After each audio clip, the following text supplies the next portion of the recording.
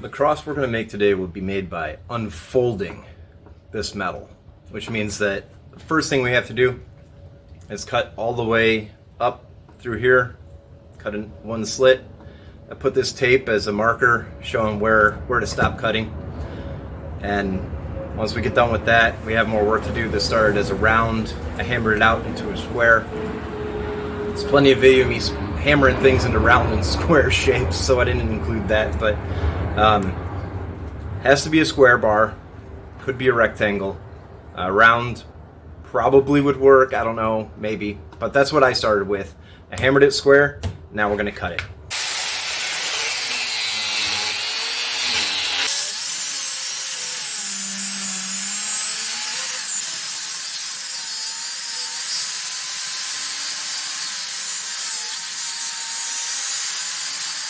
While I greatly prefer to not use power tools, cutting this much, that thick of metal, it would take a long time. You could do it with some patience.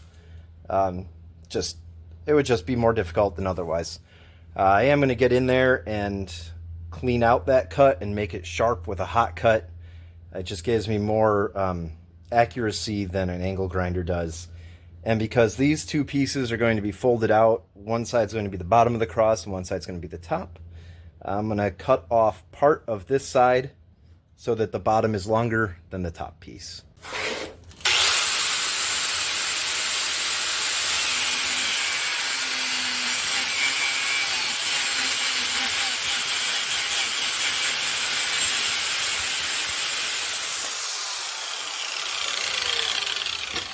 Now that I have the basic start here, this piece is only going to be out to here. The rest of this is stock that I can use in another project. So let's cut off the workpiece from the stock.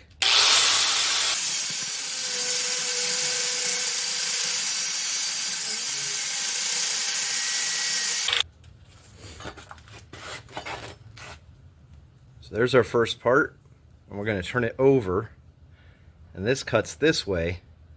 We're going to cut it this way. So 90 degrees change from the first cut. And this one's not going to go quite as far. It's going to go to the same line, but this cut's this long. This cut's only going to be this long.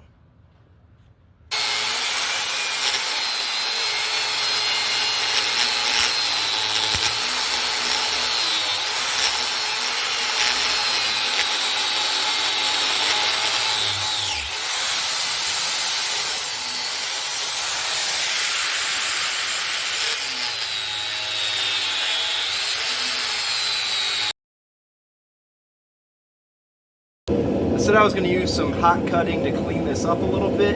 It's also going to be used to stretch out this initial shape here.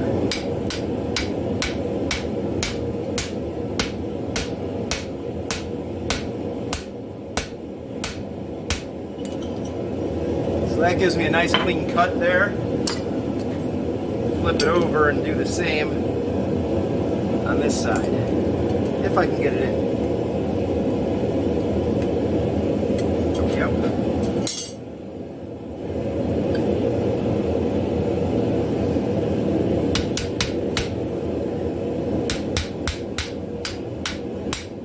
Drive it in there. Get that cut nice and clean.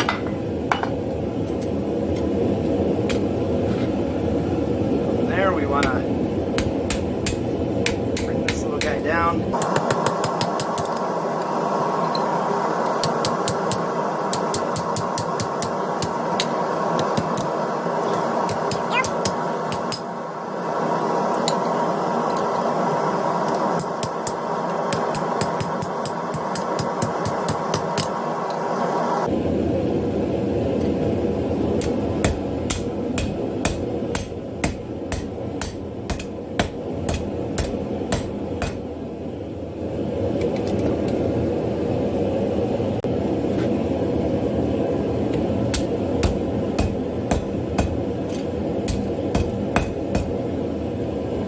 Little not even. It's okay, we'll just put it in there, kind of hold on to it a little bit, mostly letting the anvil take its weight.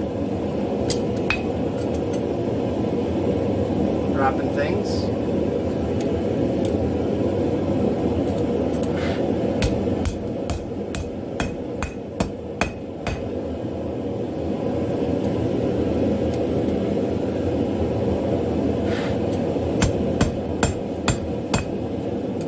Those arms nice and square. And from here we can do any kind of ornamentation that we want. I think what I'm going to do is kind of draw out this top piece and make it sort of like a crown to represent the king. Alright, to make my representation of a crown, I'm going to hammer this sideways like this.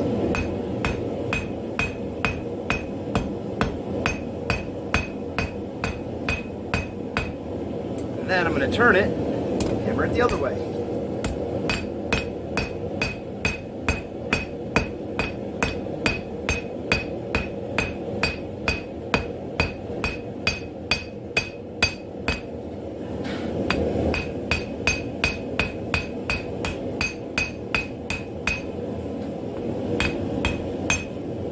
Don't hammer cold metal.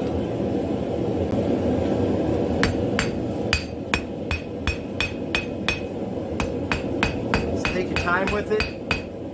Move that metal where you need it to be. You can kind of repair it a little bit if you hammer one end out more than the others.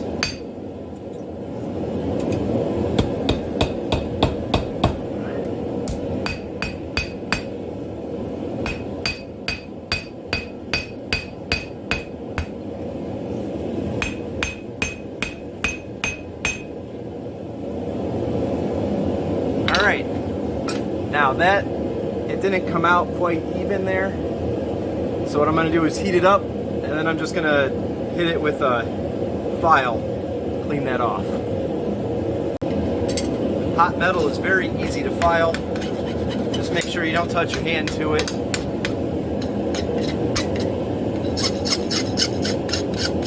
It's kind of fun, it throws these sparks everywhere.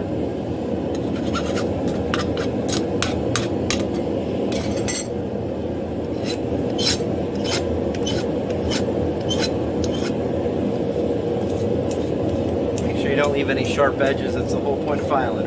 Alright, now we have that nice round profile on the top. I think I'm going to draw out the arms a little bit next. Alright, I'm going to put the front of our cross down so that it stays flat. I'm going to draw out the arms by hitting the back side with the cross peen of my hammer. Pull it toward me as I hit it.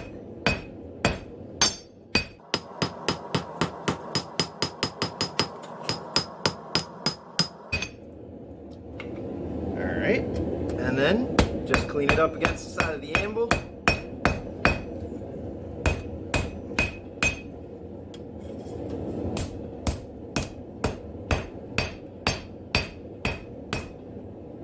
You can see the difference between the two sides. So let's do that side next.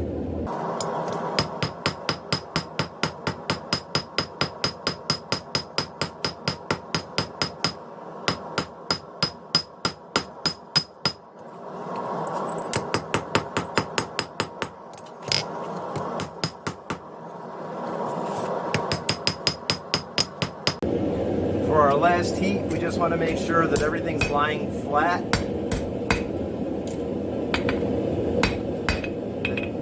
Nothing's twisted.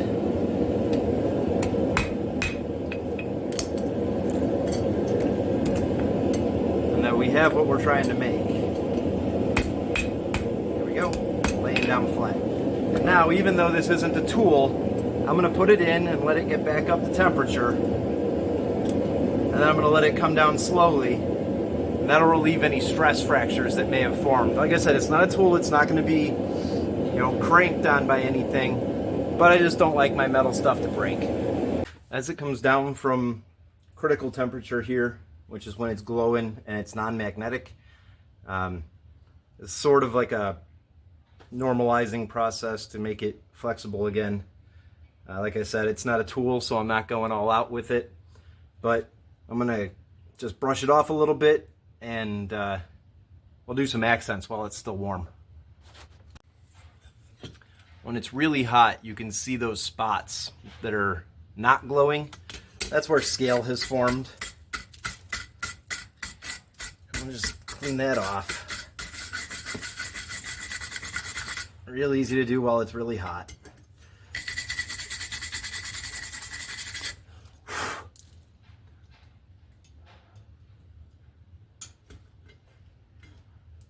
And then as it comes down to a nice black color, we'll hit this top with a bronze brush. We'll give it a bronze coloring on the top. The rest of it's black. It'll kind of be like a halo-y effect. I don't know if the camera, yeah, the camera's gonna pick that up nicely. So we can make it nice and pretty up top. And I'm just gonna real gently, where this little, we'll call it the Christmas star in the center there, is just to give it a little bit of character. And once it cools even more, we'll finish it up. All right, now that it's moderately cool, it's not making the beeswax smoke is the point. Just kind of go around and melt the beeswax onto it, and then rub it in.